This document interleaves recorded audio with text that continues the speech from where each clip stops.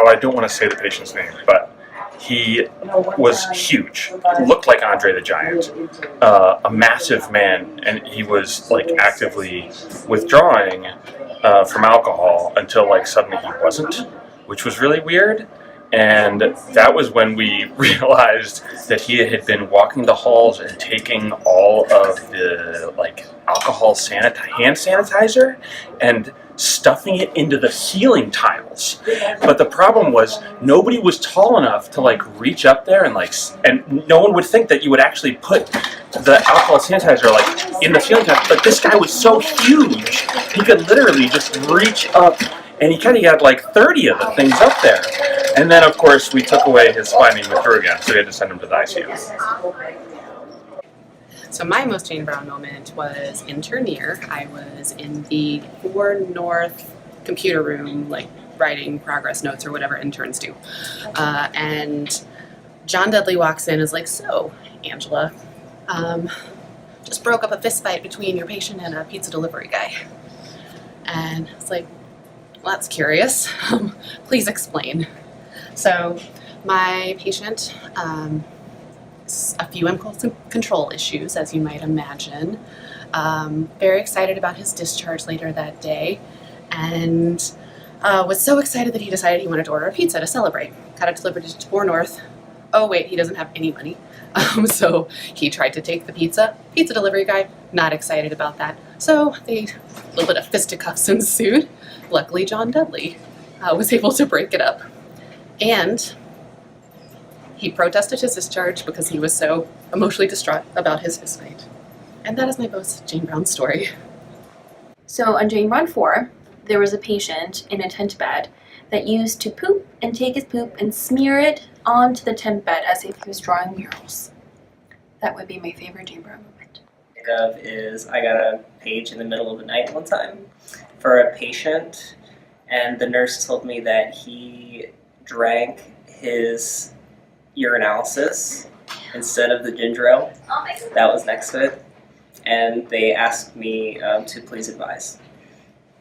The most Jane Brown moment ever was on 4 North when the facilities folks were attempting to clear a clogged toilet, and they were pushing a drain snake up through the toilet, and the toilet exploded while Drew Nagel and I were sitting next to that room. The room was covered in dust, and a little snake pipe was just winding its way through the Jane Brown hallway. But the truly Jane Brown piece of that was that the patient refused to leave the room because he was hiding Xanax and opiates in the ceiling.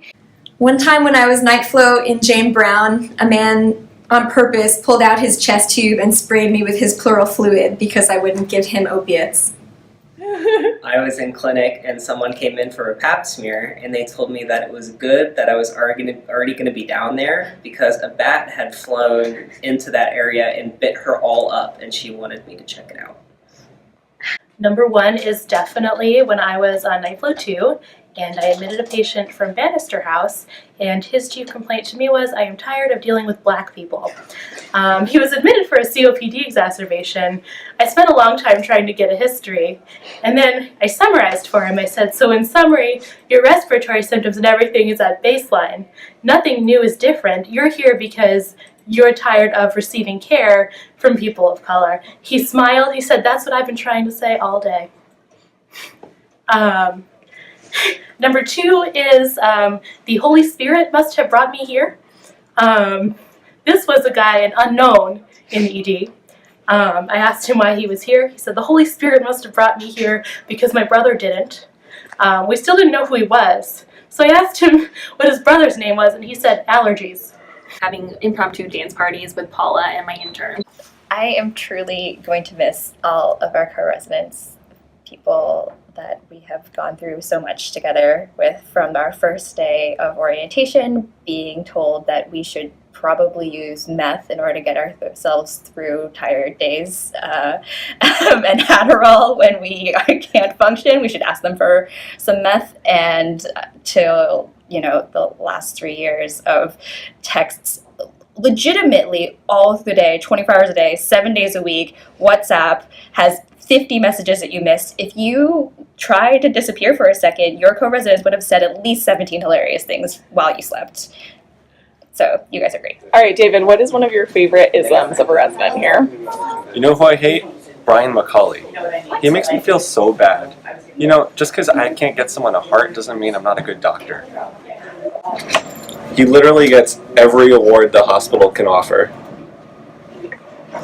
When he speaks, he's always smiling. He's just too eager.